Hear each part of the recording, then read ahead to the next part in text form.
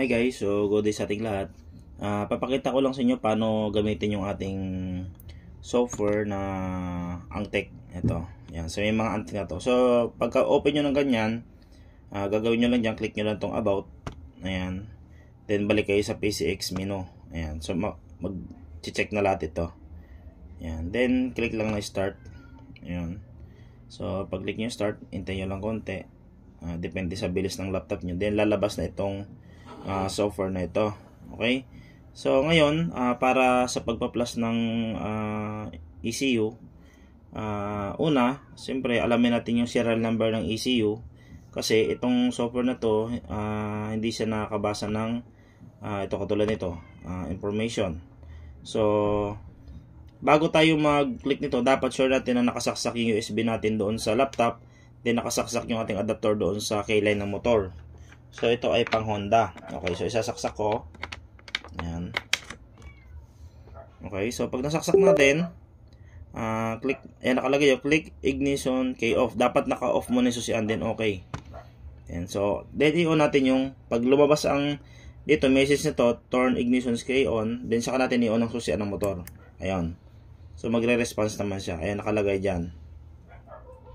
So okay lang natin yan. Makikita natin information dito ng ECU, ayan o, plus count. Din ang ECU ID nakalagay dito. Okay? Pero about sa serial number, hindi mo siya makikita. Walang nakalagay dito na para makita yung serial number. So, ibang software ang gagamitin natin para makita natin yung kanyang serial number. Okay? Kung may mga binigay ko sa inyo na Team Solid or Autoshop, doon yung makikita yung serial number. Example, ganito siya. Palitin ko lang muna siya. Ayan, ano ko muna siya. Pwede ko man exit to kasi naka-open na yung isa eh. So magbubukas ako ng Autoshop. Ayan. Para pakita ko lang sa inyo yung serial number na ipapasok natin. Kasi mahalaga yung serial number na same. Tapos yung ECU ID dapat same. Okay? So, ayan, exit ko muna to. Then, i-connect ko lang siya. Click connect. Ito guys, itong software na to, i-pre ko na sa inyo to. Abangan nyo lang sa aking sa aking group. Ayan, lumabas dito yung Honda ID, nakalagay dito 010241. Yung tatlong magkakasunod na yan ang pinakamahalaga na ACM ID. Then ito sa baba, yung red dito sa baba, dapat ito ay red at lumalabas ang serial number. Ibig sabihin, connected yung ECU natin dito sa software. Okay? So pag hindi lumalabas yan, lagi siya mag-field. Itong software na to, pwede na sa offline, pwede siya pang online. Okay? Pero mas maganda, lagi tayong naka-online sa Wi-Fi para hindi nag-field yung mga pina-plus natin, lalo sa mga 160 series na mga motor. Kasi mas kompleto yung file niya kapag naka-on yung kanyang Wi-Fi. Pero pag in-offline natin, karamihan nag-success siya pero hindi under ang motor. Ayan. So kaganda ng software naman to Autoshop, lumalabas yung model, yung year niya, kung kailan siya nagawa or na-assemble. Yung part number nakalagay dito, K81A-N12, yan, N01. Shenzhen type siya. Then nakalagay dito yung size ng kanyang file ay 256. So may idea na tayo ngayon nang ipapasok nating file ay K81A-N12. Then ang kanyang ECM ID, ito, pag magtotono tayo. So makikita, may mga vlog naman ako na pinakita kung paano malaman kung ano ba yung kanyang ECM ID. So kahit exit ko na to, balik tayo ngayon doon sa Angtec na software. So papakita ko lang dito paano ito pinapagana yung Angtec na software. So kagandahan nito, pag ito ginagamit ating flasher, offline siya. Kahit wala kang wifi or kahit naka-off yung susian, kumbaga may lalabas dito na information na kailangan mo siyang i-off yung susian. Mas matipid siya sa battery ng motor. Kasi may mga flasher tayo na naka-on yung susian ng motor, para lang mabuksan natin yung software or makapag settings tayo. Pero dito, kahit naka-off ang susian, makikita nyo mamaya yan. So may plus count.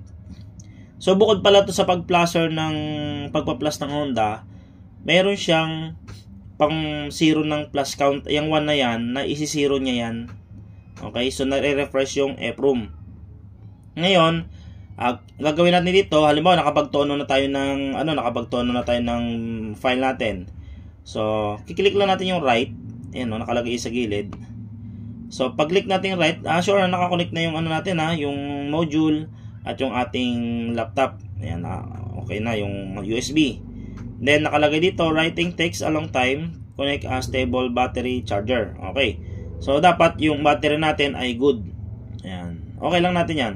So pag okay natin, papasok na natin yung file na kailangan natin. So sa akin nakalagay dito sa desktop. Then dito. So papakita ko lang sa inyo mag-execute. Hindi ko papakita dito paano tinotono kasi may mga ibang tutorial para doon. Meron tayong para sa basic at advanced. So nakalagay yung file ko sa ito, remap package. Then remap for Honda. Then send engine.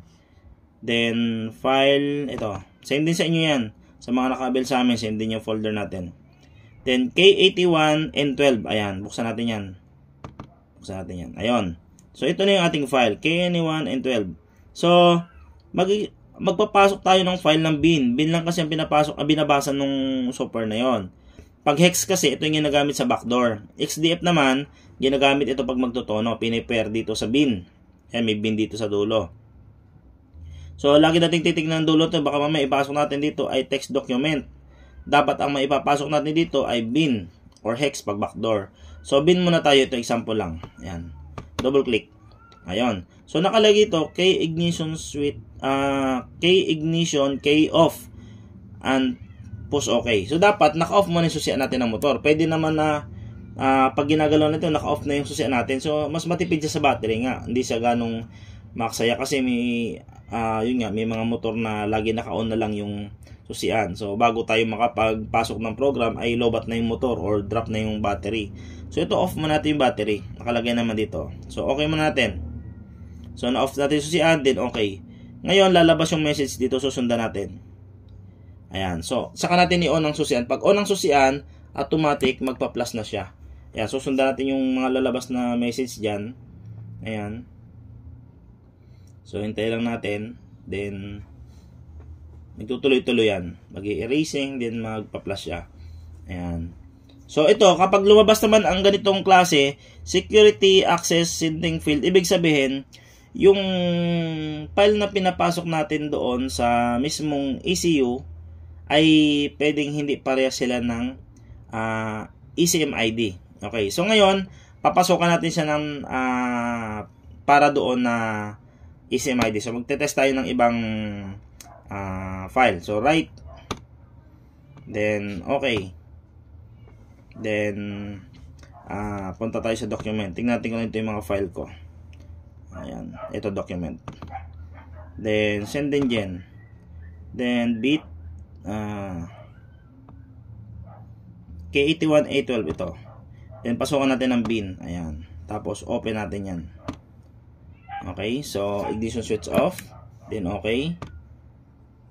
Then hintayin natin yung message lumabas. Then on ang ignition switch. Ayan. Then tingnan natin kung ano maging result.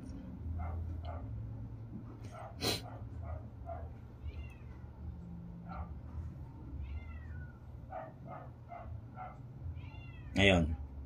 So, ayan siya. Papasok na yung kanyang file or nagpa-plus na siya. So, yun guys, baka ma-encounter nyo rin yung mga SID key na yun. Ibig sabihin, kapag lumalabas yun sa mga software nyo, yung pinapasok yung ECU, ay na bin or file, ay hindi match yung kanyang ECM ID or pwedeng corrupted yung file. So, dapat may mga backup tayo ng mga file ng mga original or mga good na file. In case naman na nag-avail kayo sa amin at yung file nyo ay nagkakaganyan, message lang kayo sa amin. Every time naman nag-update kami ng file, abangan nyo lang yung mga post namin. So pag nagpapa-update kami ng file, sundin nyo lang kung paano namin papagawa sa inyo or ipapa-install namin sa inyo. Okay? So hintay lang natin matapos yan.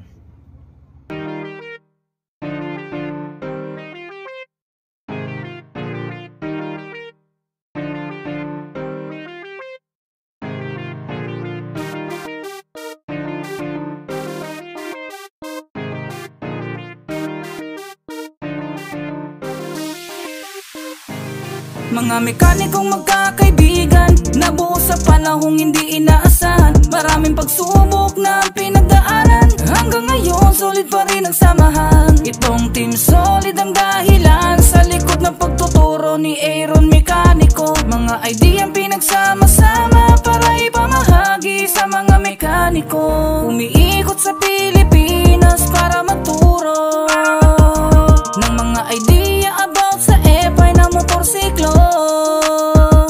Layunin magturo ng advance, Luzon, Visayas, Mindanao na ang narating nito.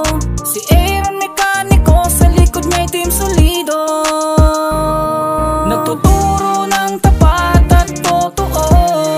Team Solid, nagbibigay idea na walang kapalit. Team Solid, magkakaibang tao pero nagsama-sama sa Team Solid, mga mekanikong nagtutulungan sa pag-angat. Team Solid, hanggang ngayon nagbibigay ng training sa mga tao.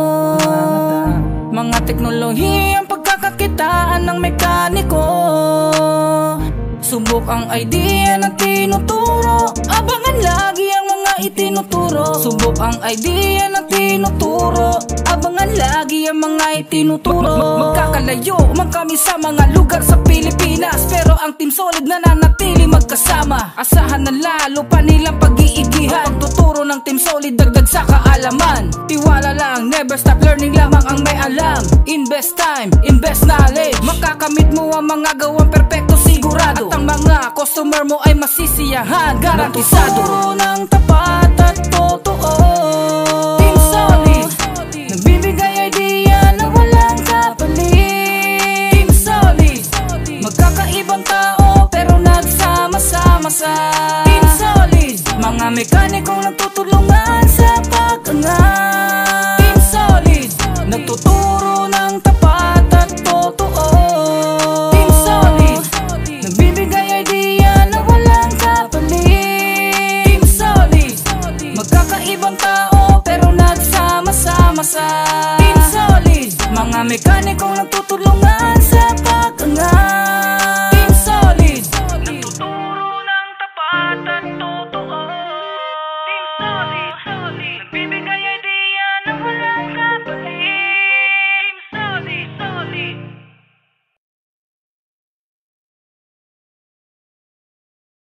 Okay guys, so ayan, lalabas sa kanyang screen, room writing complete, turn key off, then post okay. So bago tayo mo okay, off muna natin susian, then okay natin. So ngayon, pag open natin dito, tool, issue information, key off, then okay, then on natin susian.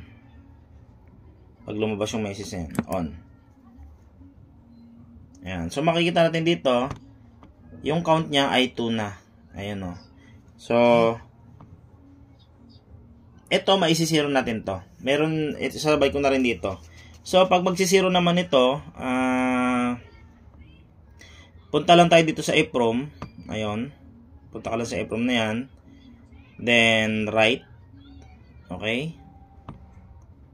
Then, okay. Then, punta lang tayo sa location kung saan naka-install yung ating tawag nito, yung ating software. So sa akin ay nakalagay dito, saan ba nakalagay ito? Sa my computer. Ay, ito. Ayan. Papasok ko natin yung pinaka-program nitong ating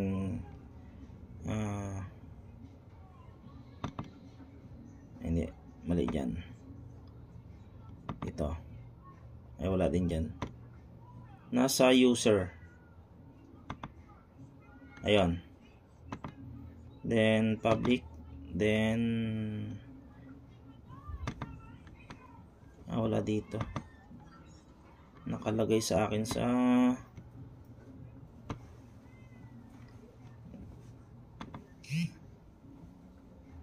try natin dito sa Intel. Wala dito. Sa Perlag. Ayun, andito siya. Then, ayan, yung clear count na yan. So, okay lang natin yan. Then, key ignition switch off. Sundan lang natin yung message na yan. Okay lang natin. Then, okay, pag lumabas dito. Ayan. So, ganyan lang mag-plus count. Mabilis lang naman yan. So, meron lang siyang 200 count. Ayan o.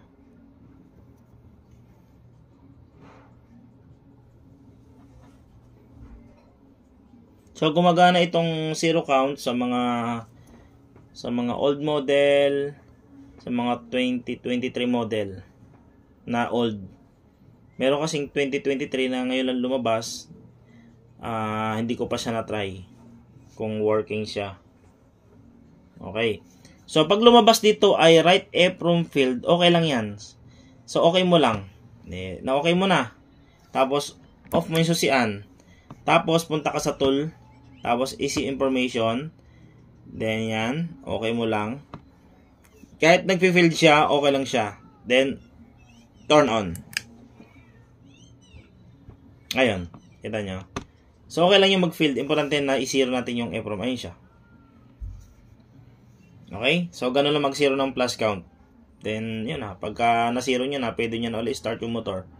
Okay, sana guys may natutunan kayong araw and